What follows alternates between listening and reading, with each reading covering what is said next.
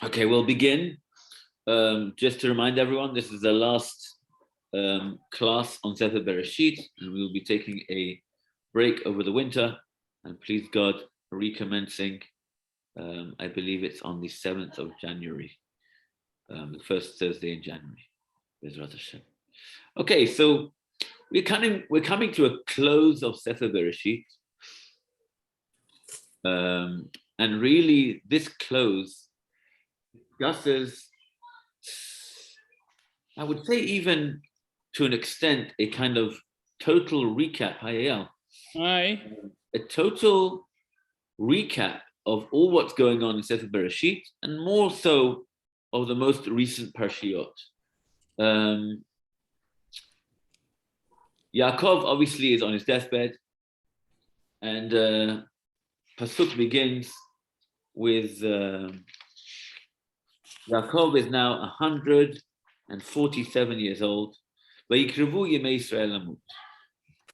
Yaakov actually is hitting the end of the road. It's interesting to know. This constant back and forth of Yosef and Yisrael is quite interesting, isn't it? Yes. There must be some very clear lines where each occurs. Yeah. So that does require a separate class. Mm-hmm. As you aptly pointed out, it's really a discussion in its own right. And it really, the discussion really begins where the name change began. So when he fought with the Malach, and then the Malach tells him, and then a few psukim later, it's actually God tells him, actually your name is not going to be Yaakov, it's going to be Israel. And the change, where we have this change, we spoke about it previously, why about Avraham and Sarah, it's specific that, we don't no longer call them Avram and Sarai. They're not allowed to be called Avram and Sarai, only Avraham and Sarah. Yet Yaakov has this name change, interchangeable the whole time. Mm-hmm. There is a famous midrash, I think it's a Gemara actually, I don't remember where it is, that Yaakov's illness is the first one in the Torah, because Yaakov felt like there's a bit of a problem.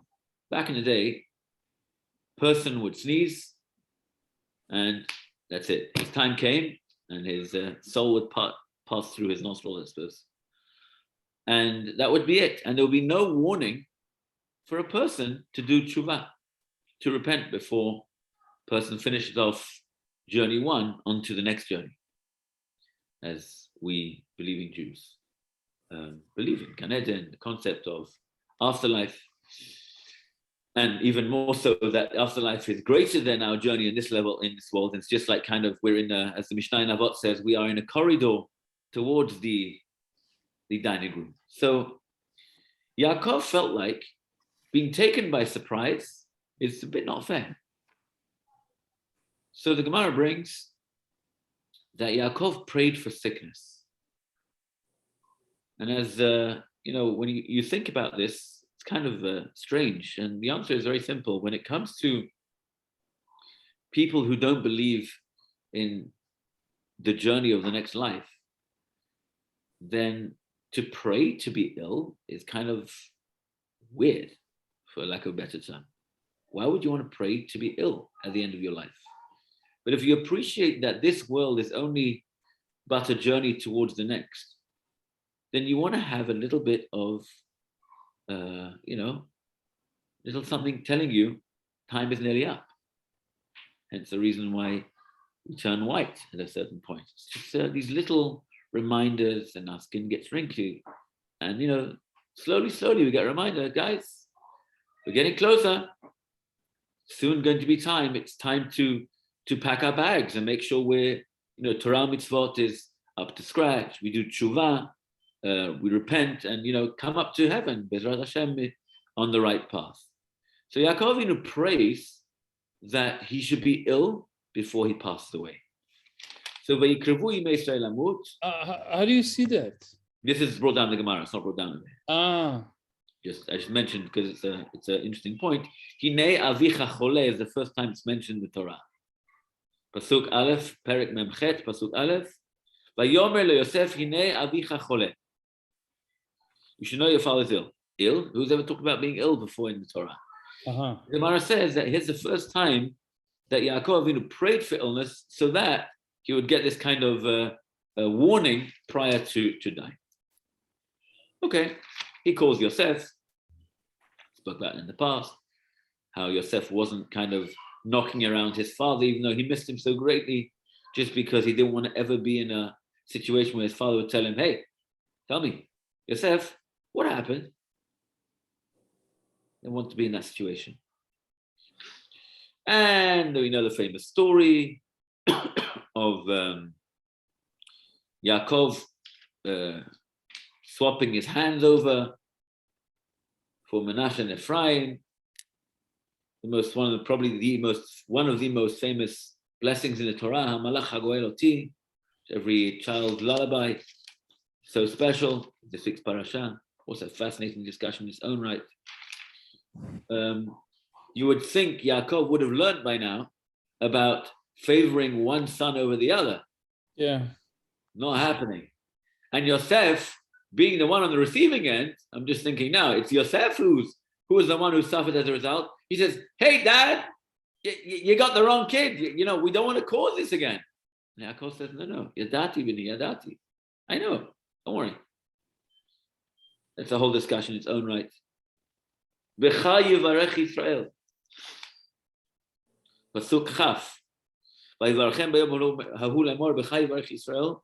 So shall all future generations bless their children, saying, Yesimcha Elohim ke'Ephraim Menashe. Fathers that bless their children, their sons, they always say, God should bless you like Ephraim Menashe. And then he continues, he gives Yosef another chunk of land. We'll just go through the parts. And then Vayikra Yaakov, this is Perek Memtet, chapter 49, Pasuk Aleph, El Banav Vayomer, he called all his sons. So first he has an audience with the king, happened to be a son, the viceroy, gives him a special blessing, and then he calls everyone together. Assemble yourselves, and I will tell you that what will befall you in the end of days. Ikavsu v'shimi b'nei Yaakov, and to your point, in the same pasuk, v'shim'u el Yisrael avichem. Gather yourselves and listen to those sons of Jacob, and listen to Israel, your father. He refers to himself as both Yaakov and Israel. That angle of Yaakov being the father of exile versus Israel, the father of redemption, is kind of this dual relationship over here in this pasuk. But again, so much to talk about. Unfortunately, we are tight for time. Pasuk continues. Each one of the children get a separate blessing. Each child individually gets a blessing. Reuven, Shimon, Levi, Yehuda, so on and so forth. Each one gets a special blessing. They're all there in front of each other, other than Yosef, but they all get a separate blessing for one another. And Yaakov is giving over this blessing to each one. Really, this theme of blessings, or shall we say, fathers giving over to their children blessings, is really a undercurrent throughout Sefer Bereshit. Abraham giving to Yitzchak, Yitzchak giving to Yaakov, the whole fight with Esav and Yaakov, Yaakov now giving over to his children. Noach gives to his children. There's an interesting interpretation I read about the fact that he chose to bless Ephraim and Menashe before all of the rest of Bnei Yaakov. And that the thinking is that it's in the grandchildren that really destiny, that the mission or that the brit will be carried out, not through his sons, but really the grandchildren. So why is that specifically? Is it specifically his grandchildren? Well, that's a notion in general that it's through grandchildren as opposed to your own children. But that's the true indicator, right? Whether the shalshelet, whether, their commitment to their destiny as a nation to carry out the mission really unfolds. That's the true test. Yeah. So it's the next generation. Oh, I mean, they say we don't know the only grandchildren there. Sorry? It could be that there won't be only the only grandchildren there. Yes, that's true too. And what did it? And why Specifically- specifically Ephraim and Manasseh? Because they were born in Mitzrayim, and they're the first pair of brothers that aren't embroiled in all kinds of dilemmas and problems, and right, like Cain and Hevel, Yaakov and Esav. Ephraim and Manasseh live a relatively peaceful, where they seem to be peaceful in their relationship. Furthermore, so first of all, Dan, to your point, the only grandchildren, perhaps not. Binyamin had 10 children, and he called them all different names, based on the fact that, all based on Yosef, the fact he lost Yosef and his brother and his and all that, all the different names which are brought down. But what Ellen points out, specifically the grandchildren of Ephraim and Manasseh, not only were they the first children not to be embroiled in any sort of bitter sibling rivalry, but furthermore is that they were brought up in a bit of a pitiful educational environment. If you think about it, they were brought up in Egypt. Yosef is the viceroy. I'm sure he's very busy. His mother, Osnat, Gemara says, was the daughter of the union between Shechem, which we're going to discuss today a little bit, and Dinah. So Yosef married his Niece? Yosef married his niece. Yeah, well done. And she was also an outcast because nobody wanted to have anything to do with her. A result of such a inappropriate union in the house of Yaakov, you can imagine that was an automatic no-go. And she ends up in Egypt, and Yosef gets married to her, and the result of that is Manasseh and Ephraim once had a beautiful explanation about how Yosef had every reason to throw in the towel. His brothers want to murder him, his brothers sell him off, he hasn't heard from his father, he's alone in Egypt, terribly promiscuous environment, inappropriate on every level, nobody even knows if he's dead or alive. Had every excuse to throw in the towel, and yet Yosef stands strong. And Yosef later is known as Yosef HaTzadik till today. And Osnat exactly the same. She had every reason to say, I'm an outcast of society. Nobody cares about me. They don't want me. They want to throw me out. And those two people stood steadfast, and they were able to produce none other than the two greatest children of Klal Yisrael, Ephraim and Manasseh. And I think that's such an important lesson of, what we make out of our situation is, you may think that, what's going to be? It's such a waste of time. Why bother? But the opposite is true. That out of that union, out of the strength of those two as a couple, came out Ephraim and Manasseh, who was able to handle anything that came at them. There was no educational institution which was able to educate them. Oh, your grandfather's Yaakov Avinu, make sure you're on the right path. There was none of that. It was the home that they built because, not despite of, but because of the challenges, trials, and tribulations which Yosef and Osnat went through together. And Dafka b'Mitzrayim. And Dafka Mitzrayim, and they were the precursors of the balancing of where the rest of Klal Yisrael is now going to come down with Yaakov and the children, and the B'Shivim Nefesh, which they came down to Egypt, where the exile is now beginning. They're the ones that set the stage, and it's a can go into it in another time, but it's a beautiful thought. I think it's a very powerful thought, especially nowadays when things are perhaps not running its course in what we call normal, whatever normal is, but perhaps a great source of inspiration. Either way, Today I want to tackle something very specific, and that is with regards to the brachot of Yaakov. So we were saying that these, they're embarking on this historic task, constituting an independent nation. There's a new situation coming on, and Yaakov is blessing each one of the tribes individually. Each individually, how do you give the bracha? Bracha is given as a blessing based on the person's primary talents, based on the person's individual abilities, on their character traits. And they are going through and they are going to be able to be blessed in a way which will be in tune with their talents to be able to build Bnei Israel as we know.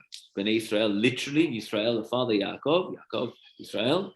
This is going to be what we know as today. Bnei Israel, 12 separate tribes, all each one in its own with its own flag, as we saw later on in the wilderness. Each one's got individualistic character traits, but all towards Derech Hashem. There's no one way to God. There's multiple ways, and each one's got its strengths, which needs a blessing, perhaps of a father with such a unique vision, who's able to point out, this is your strength, go for it.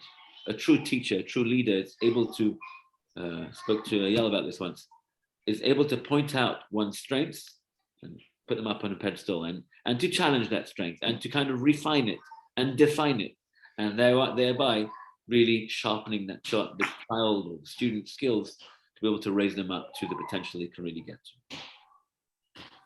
So lesson number one is, you want to know what the secret is assemble yourselves together.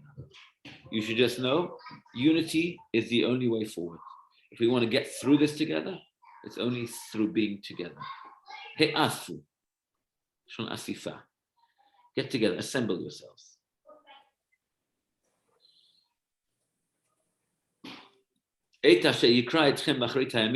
Gosh, there's so much to discuss, so much to tackle, and trying to grapple with which one we should take. Let's try and keep to what we want to talk to about today. So he gives each one his blessing. No more. Yes. לא שומע. In Pasuk Bet, it says, "Yikabtzu v'shimu bnei Yaakov v'shimu l'Yisrael avichem." Why is playing with his name twice, different?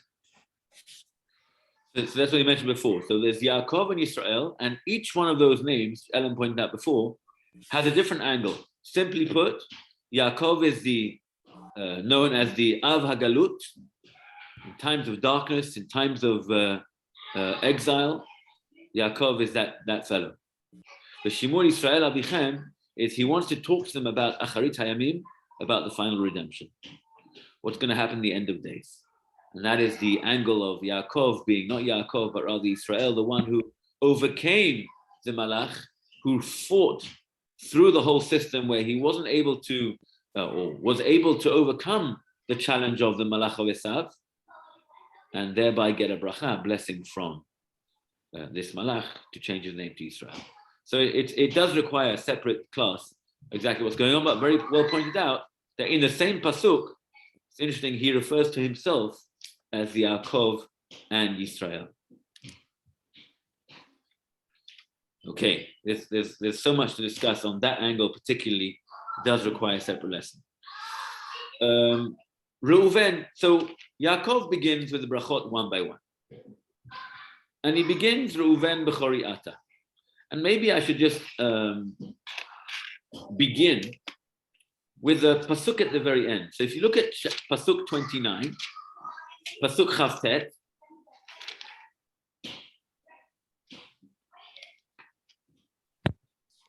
Yeah. Sorry, chavchet, not chavtet, 28. Kol ele shiftei, at the end of all the brachot and of all the blessings of the 12 shvatim, kol ele shiftei Israel shnei masar, all these are the tribes of Israel 12.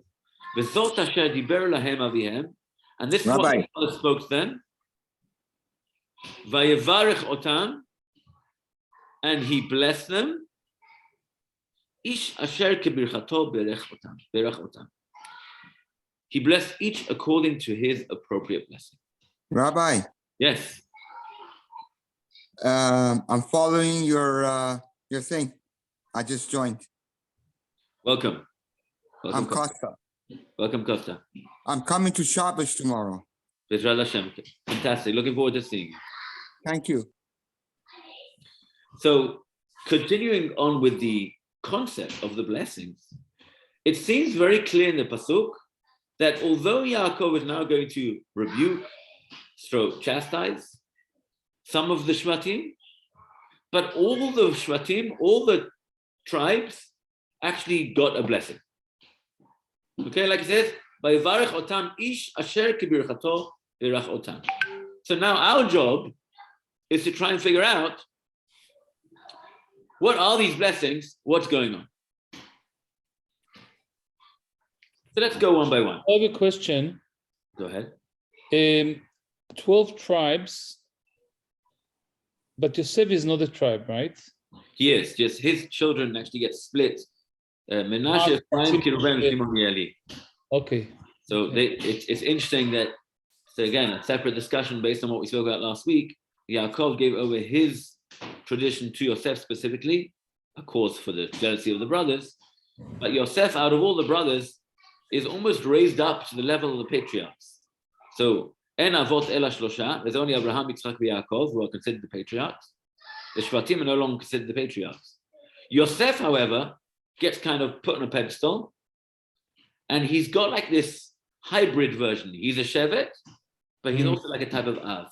He's the one that establishes the journey of the Jewish people in Mitzrayim. Yosef Hu Mashber. He's the one who is really going to sort out the Jewish people's arrival and continuing survival in Egypt. Yosef is the only one who has two children who are considered a tribe.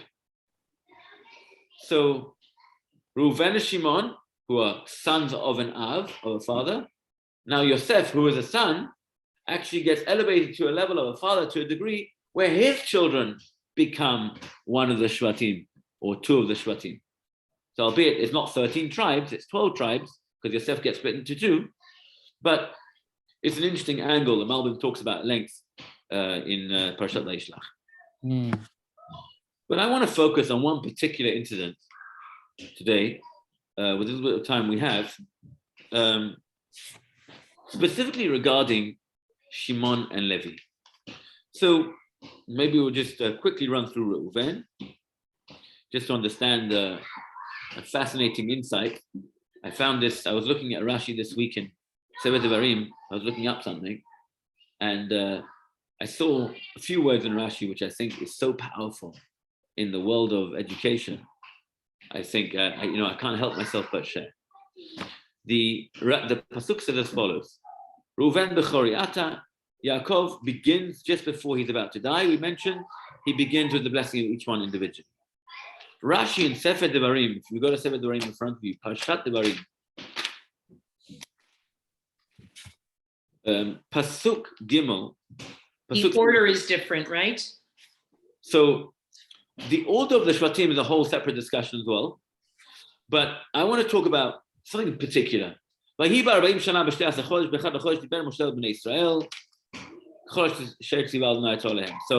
we're just fast forwarding very quickly. Sorry? Is it pasuk Tom? This is Sefer Devarim, Parashat Devarim, pasuk Gimel. So if you've got a Chumash with the whole Chumash Torah together, you'll be able to find it. The third pasuk in Sefer Devarim, Moshe Rabbeinu is giving his final address to the nation, 40 days before he dies. And the question is, where does he get this idea from to actually go ahead and bless just before he dies? Says Rashi, we see from here that Moshe Rabbeinu specifically rebukes the Jewish people just before he dies. Says Rashi, who did he learn from? Yaakov. From Jacob, from Yaakov. This week's parasha. Because he only rebukes his children just before he dies. And we're going to come back to this specifically relating to Shimon and Levi. Amar, he says, Reuven beni, Reuven my son. אני אומר לך מפני מה לא הוכחתיך כל השנים הללו. I want to tell you why I didn't rebuke you until now. Now, if I ask you, why do you think it's a good idea to only rebuke a child just before, death, and not perhaps, in the moment? I think it's a given why you don't want to do it in the moment. I had a friend once in yeshiva who did something when he was younger, and he thought he managed to get away with this act as a child, and he thought his parents didn't know anything about it. Said when he became a chatan, he was about to get married, he was sitting at the Shabbat table, and he said something. His father said, "Yeah, like what happened when you were in 7th grade, right?" And he was like, "What?" And he couldn't believe it. His father had kept quiet all these years. He didn't let him know that he had known exactly what transpired. Just kept it for himself. So I think it's a given that you don't want to blow up. And so how many times do parents, I think everyone's guilty on this to some level, that we get upset with our children and we don't necessarily rebuke them or chastise them in the most appropriate format to actually educate them, because it's our ego, it's our anger, we get overwhelmed, whatever it is, and perhaps not so appropriate. Perhaps it would have been best if we would have kept quiet. But Yaakov says sometimes you have to teach, and that teaching takes place many years later, at the end of his life. Now you would think that when he tells Reuven, you know why I didn't want to tell you off at the time? Well, I didn't want to get angry. I didn't want to embarrass you.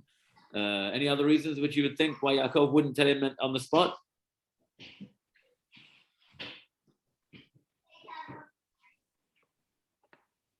I think it's a given. You don't want to embarrass. You don't want him to get embarrassed from the other brothers, whatever it is. But Rashi throws out a line over here. He says, you know why I didn't want to rebuke you then? כדי שלא תניחני ותלך ותדבק בעשיו אחי. Do you know why I didn't want to rebuke you? Because I was worried if I rebuke you, I tell you off, you're going to throw in the towel, not just throw in the towel. You're going to go to my brother Esav, who wants to murder me, and join forces with him. Now, let's put this into context. So my Yaakov, rebuking, which I'm sure he wasn't just going to blow his head off, just, this is the greatest of the great. To my Reuven, who was one of the Shiftei Ka, one of the greatest of the tribes, who had his name imprinted on the Urim V'Tumim, on the Chosh, on the breastplate of the Kohen Gadol, who would go in every year into the Kodesh Kodashim. We're not talking about, just a regular Joe Schmo. And yet Yaakov says, you know why I didn't want to rebuke you? Because you may have gone to join forces with my arch enemy. I think there's such a powerful lesson in this few words of Rashi. I've never noticed before. Perhaps when it comes to education, the power of removing love for even 1 second, the power of how a person is supposed to rebuke in an appropriate format. Because if not only the message may not come right appropriately over to the child, but that child can literally turn as a result of that. I think if that can happen to Reuven with Yaakov, I think all the more so how careful we have to be in educating our children. Okay, that's just a interesting point from Rashi. You could take it or leave it. I thought it was a fascinating concept. Mm-hmm. Yeah. So I want to talk about today one particular story. There is, out of all the Shvatim, besides for everyone gets an individual bracha. There are two people that don't get it. And that is Shimon veLevi. So if you look at Pasuk, going back to Parshat Vayechi, we are Pasuk Hey. No, Memtet. Memtet Hey. Thank you, Ella. Memtet. Hey. Memtet Hey. Shimon veLevi Achim. Let's read the Pasuk first. Klei Chamas mecherotehem. Shimon and Levi are Achim. Translate. Anyone? Brothers. Brothers. Translate comrades. We'll see soon. Klei Hamas mechirotehem. Anyone got some translation over there? Klei Hamas. It says weapons of violence, their kinship. Oh, their weaponry is a stolen craft. Okay, let's see. Let's carry on. 2 more psukim. This is the bracha to both Shimon and Levi again. The only two that got like a joint bracha, the double deal. Besodam al tavo nafshi. Into their conspiracy may my soul not enter. Bikhalam al techad kevodi. With their congregation, do not join my honor. Ki be'apam hargu ish. For in their rage they murdered people. Ubirtonam ikrushor. And at their whim they hamstrung an ox. One more pasuk zayin, pasuk 7. Arur apam ki az. Cursed is their rage, for it is intense. Ve'evratam ki kashata. And their wrath, for it is harsh. Achalekem beYaakov. I will separate them within Jacob. Ve'afitzem beYisrael. And I will disperse them in Israel. Again, in reference to Yaakov and Israel, perhaps in a different context over here. A very, very strong and powerful message given over on Yaakov's deathbed a couple of minutes before he's about to pass. Does this go back to what they did to Yosef? Is that why? What is? How do you account for this? That's what we want to deal with today. But having said that, Levi became the tribe that maintained the temple and provided the Kohanim. Fantastic. And Shimon was the first Nasi. You're touching on something very, very important. Bizman HaMaccabim, yeah. No. Yeah, Shimon. One of the sons of the Maccabees is called Shimon. But Shimon HaNasi, who is Shimon HaNasi? Him. The Nasi. No, you're talking about Yehuda Nasi. No. No, Shimon. The Nasi of Shimon was Cosby, who sinned with the Midianite woman.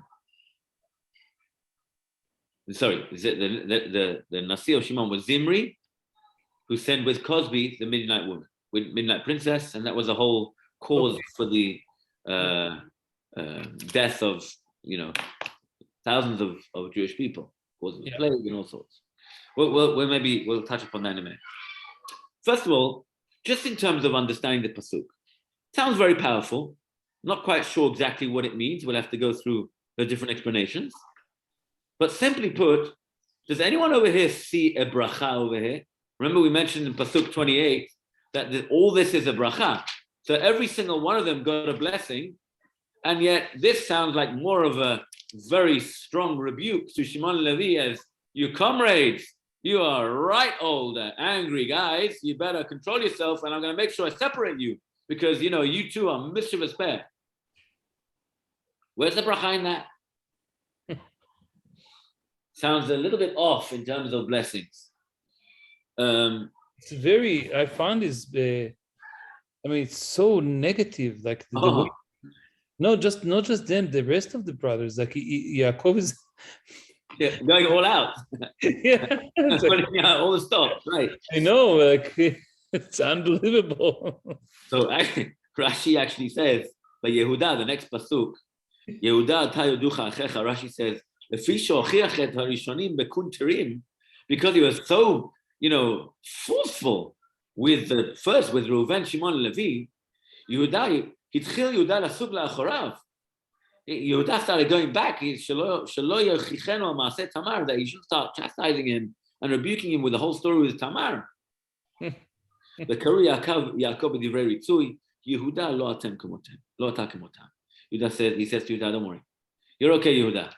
Gur Aryeh, Yehuda, Miter Peni Alita, lo yasu shevet Yehuda. Don't worry, it's all good. And he's going to ultimately get leadership. Reuven, leadership is taken away from him. Next one in line, again, we won't discuss Reuven because it's a whole topic in its own right. Shimon Levi gets gets the leadership taken away from them because of their anger. And then Yehuda is the next one in line. He gets leadership. Malchut Beit David comes from Yehuda. Really the dynasty whereby Jewish leadership and royalty comes out from Yehuda, ultimately leading to Mashiach in the end. So let's try and understand a little bit what's going on with Shimon and Levi and what exactly is Yaakov referring to. So there is much discussion amongst the Rishonim. First of all, was this just a negative rebuke because Yaakov felt very strongly about this and he had to get this out kind of thing at the end? And obviously, we're not talking about someone who just has to get it out, right? And I'll give you a proof. So if we turn back to the actual story of, okay, I'll give you one piece away just because we're running short for time. There are two major stories, which we'll see in Rashi. Rashi points out, where Yaakov is basically giving them flack for. Number one is Ki be'apam hargu ish. And number two is Ubirtonam ikru shor. So what is that referring to? Rashi says, Ki be'apam hargu ish. Does anyone want to suggest an explanation? Well, there's something that says Chamat apam. So what does that mean? What do you mean, Ki be'apam hargu ish? Do you know of any scenario where Shimon and Levi as brothers took up the sword to kill people? Does that, bring up any memories?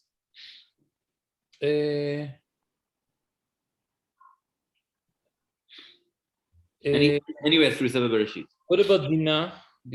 Oh, fantastic. The story with Dinah and Shechem. So what happens? They waited for Vayi Bayom HaShlishi B'yotam Kohavim. They make this whole trick. Go do Brit Milah. We'll get married to you. Your daughters get married to our sons. Our sons get married to your daughters. They do circumcision. They're on the third day after surgery, which is the most hurtful day. Shimon and Levi go out, take the swords, kill out the entire city. Wipe it out. Ki be'apam hargu ish. Rashi says Yaakov is referencing this scenario where he basically is saying, nah, it was not okay. But let's take a moment to reflect about what actually happened there and what did Yaakov tell them at the time. Let's have a look. Sefer Bereshit, Parshat Vayishlach. You got Perek Lamed Daled, chapter 34. We're going to go straight into the crux of the story. Chav Hei, Pasuk 25. Chapter 34, Pasuk 25. So Dinah has been raped.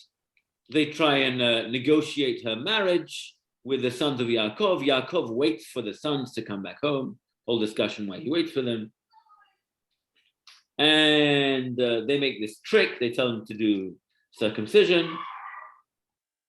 And they go ahead and they circumcise themselves. Pasuk Chafei, Pasuk 25. Vayhi bayom hashlishi biyotam ko'avim. One of the sources in the Pasuk that on the third day of Brit Milah is the hardest day for the child to recover. Vayikchu shnei bnei Yaakov. Two of the sons of Yaakov take. Who are they? Shimon and Levi. Here we have it. Explicit in the Pasuk. Achei Dinah, the brothers of Dinah. Ish charbo, each one took their sword. Vayavo la'ir betach yahargu kol zachar. They came confidently, and they came from the city and killed every male. Hi, Dan. So this is going back to Shechem, right, with Dinah. Vet Chamor et Shechem beno hargu lefi charef, and Chamor and Shechem they killed with their sword. Vayikchu et Dinah and Bet Shechem vayetzeu. They take Dinah from Shechem's house and left. They killed out the entire city. They ransacked, they plundered it, took captive, and they plundered everything else there. Okay. Pasuk Lamed, they come home. Vayomer Yaakov el Shimon ve'el Levi. Yaakov turns around to Shimon and Levi. He's just heard that literally Shimon and Levi, his two lovely sons, have just pillaged and plundered the entire city. Achartem oti lahavi sheni yoshev haaretz. You have discomposed me, making me odious amongst the inhabitants of the land. Bakenani uba Perizi, amongst the Canaanites and amongst the Perizzites. Va'ani metei mispar. I am few in number. V'nesfu elai v'hikuni v'nishmati ani ubeti. And if the Canaanites and the Canaanites and the Perizzites all get together to attack us, we're done. What have you done? You have put us in tremendous danger. Mm-hmm. Fair enough. Vayomeru, they respond back. Hakazona ya'aseh achotenu. Should he treat our sister like a harlot? Full stop. Hey, 1 second. There's something missing. Yaakov should have responded, I understand that you went and you were gonna, negotiate, whatever it is, but you're putting us in extreme danger. Yaakov is not so concerned about Dinah's reputation. Oh, it seems to be, first of all, very good point there, Yal. Number one, Yaakov is not even addressing the core issue. It's like, who knows what's going to happen? What do you mean? And furthermore, he doesn't even respond to what Shimon and Levi are addressing. Are stating back. So there almost seems to be like there's something missing, or just Yaakov is maybe stumped, like what's going on over here? But when we look at this week's parasha, we suddenly see a different angle to Yaakov. From this piece, it almost looks like Yaakov's taking a backseat this whole thing. He waits for Shimon and Levi to come back home. He doesn't say anything until they come. He tells them what's happened. Shimon and Levi take action. They go plunder the village. They come back and they say, what you've done, you made us putting us in a vulnerable situation. Shimon and Levi says, how could it be? This cannot be. This cannot continue. Bam, justice. Not a word. Yaakov keeps quiet. This is how many years later? It says maybe a good almost 100 years later, should we say? All of Yaakov when he had his when this happened, approximately 100 years later, 147 today, right? And now suddenly Yaakov says, 1 second, Shimon Levi, now it's my turn. What do we say, Rashi in Dvarim? We said Moshe Rabbeinu rebuked the Jewish people at the end of his life just before his death. Who did he learn it from? From Yaakov. Why? Yaakov didn't want to tell Reuven off. Just in case, who knows what? Yaakov doesn't want to tell Shimon Levi off, because who knows what's going to happen. But now's his chance. And Rashi explains over there, because before a person dies, then the person is rebuking only out of love, not just because of anything else, and the kid will understand that, and also because, you won't go on and on. How many times do educators or parents just go on and on and on? Why did you do this? I can't believe you did this. I can't believe next time don't ever again. They're like, hey, you said it once. Yeah, I must speak. Kid got the message. But we go on and on because we're angry, because we're ego, because we got embarrassed, because we got humiliated, whatever it is. But either way, the pasuk coming back, Yaakov is now confronting Shimon Levi on the act that happened all the way back. So now let's look again at pasuk. Pasuk Vav. Ki be'apam hargu ish. You want to know why the mantle of leadership cannot be given over to you? I'll tell you why. Ki be'apam hargu ish. Because in your rage, you killed people. In fact, you killed an entire city. Rashi deals with why it's called ish and not anashim. So point number one is that Elu Chamor v'Anshe Shechem, Rashi says. It's referring to the Shechem and the Chamor and the people of Shechem. Arur apam ki'az. Accursed is their rage, for it is intense. Vratam ki kashata. and their wrath for its harsh. Achalakem b'Yaakov v'afitzem b'Yisrael. I will separate them within Jacob, and I will disperse them in Israel. Yaakov sounds like he's giving them the ultimate curse. You two guys are out of control. You two guys need to be separated because you two together can just wipe out cities. So you know what? Achalakem b'Yaakov v'afitzem b'Yisrael. I will separate them within Jacob and I will disperse them within Israel. Something fascinating going on over here.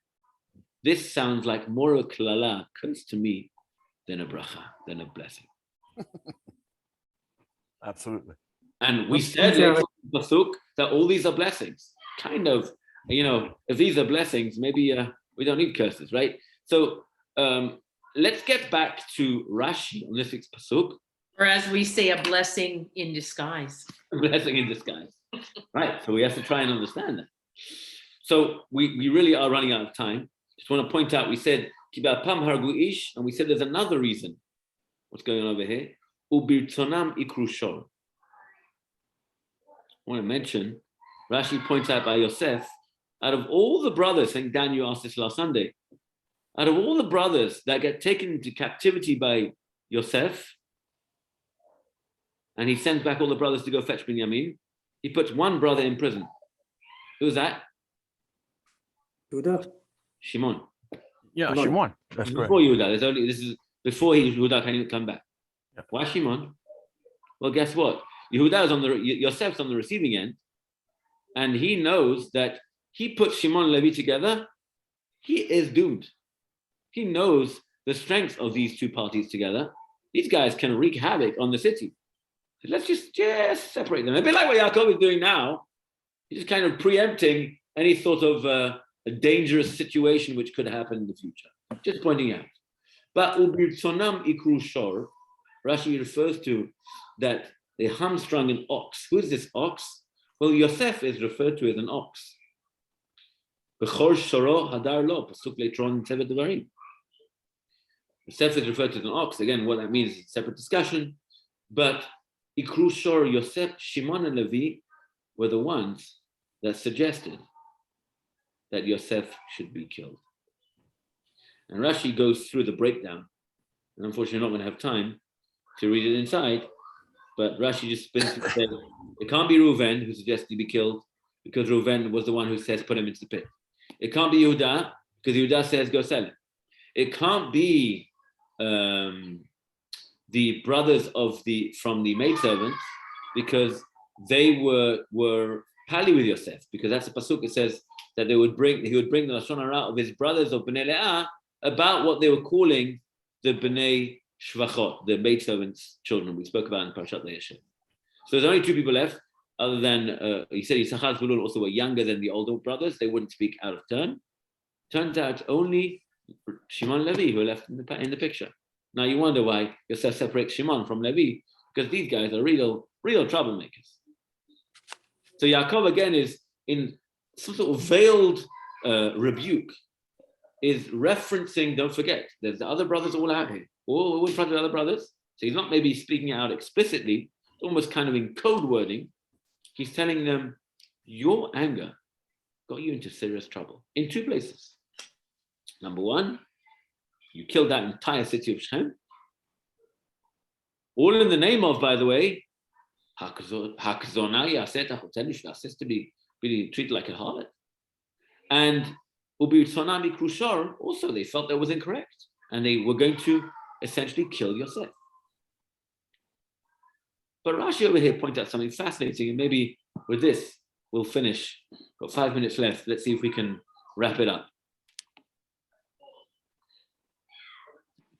Rashi points out something so strange, so not strange, something so mind-boggling. Based on the Gemara, Talmud says as follows: Achalkem b'Yaakov, afridem mizeh shelo yeh Levi b'minyan hashvatim, v'arehem chalukim. Levi is not going to be considered one of the tribes, and in fact, the parnasah, the the livelihood of Levi, they're not going to get a portion of the land of Israel. They're going to be relying on the tithes of the Jews, of the rest of the tribes. So you're not going to get any parnasah. What about Shimon? He's going to disappear. אין לך עניים וסופרים ומלמדי תינוקות אלא משמעון. Do you want to know who Shimon was? Well, I'll tell you what became of Shimon. Eyal correctly pointed out that Levi, they became essentially a certain level of leadership in Klal Yisrael. What about Shimon? Well, Shimon, the Gemara says, they became sofrim, scribes, umlamdei tinokot, and teachers. And why? Because teachers usually, first of all, don't have a lot of money. Back in the day when the teachers used to go from city to city to teach children, and they would go to the next city, and that's how they would, make money. And Levi would only get the tithe from the people. They didn't have a portion of the land. Now, I want to ask you, let's just put this into context. Yaakov is trying to say, you guys, you have to be separated. You are dangerous with one another. You've got this crazy anger issue. We're going to separate you and keep you dispersed. If I'm going to now choose teachers for my children, who should I choose? I tell you one person I don't want. People are on Shimon or Levi. And guess what? The two tribes who are considered the greatest teachers of the Klal Yisrael is Levi, ultimately the Levi'im, the Shevet Levi, which was the Kohanim, the Levi'im, who were basically the heads of the Torah and giving over that, the whole disseminating the Torah, and Shimon. What on earth? I think it's a very powerful message over here, which could perhaps answer our question about bracha. This idea comes from Yaakov Kamenetsky, but perhaps we bring it all together that can answer our question. And you can argue with me because I just thought of this today. It goes like this. Yaakov Kamenetsky says, Yaakov Avinu was looking at each individual person and looking for their strengths and trying to raise them up and build them, as a teacher, educator should do. Father. Yaakov looks at Shimon and Levi and he says, you should know, you guys, what you did is so messed up that I'm going to have to separate you because you're dangerous. You're a danger to society. But, and here's the but, Yaakov saw the strength in Shimon and Levi. He said, you are fire and brimstone. So you have to be separated just because it's dangerous to have you two guys together. But let's look at the pasuk back then in Shechem, in Baidina. Yaakov turns around to them, he says, how can you do this to me? You put us in such a vulnerable situation. And the answer back, our sister should be treated like a harlot. Yaakov looks at that and says, one second, this black and white approach of how could this possibly be is only done by Shimon and Levi. Shimon and Levi take up sword at their own personal risk, and they go and wipe out the entire city, and they're so passionate, and they say, how could it be? And Yaakov recognizes that, says, maybe it was an incorrect approach, and maybe that's dangerous for society as a whole. But that strength, that zealousness, if it's channeled right, can be an incredible thing. And Yaakov thinks to himself, zealousness, passion, such intensity, such care, such empathy, that has to be channeled into education. And he says to them, Achalkem b'Yaakov v'afitzem b'Yisrael. I'm going to have to separate them, but I'm going to separate them and make them into the teachers of the Jewish people. I think it's a fascinating idea that ultimately, you're right, it was a curse. They had to be separated. But you know what? It was a blessing in disguise, as Ellen said, because the blessing was the recognition that you're right. Somebody has a talent, someone has a passion, someone has a gift which you may not look at as a value, but Yaakov in his great wisdom was able to appreciate that passion, that zealousness, if channeled correctly, can build the Jewish people. Okay, we'll stop. Kol hakavod. Hey, have a good night, everyone. Kol hakavod, Rabbi. Yes.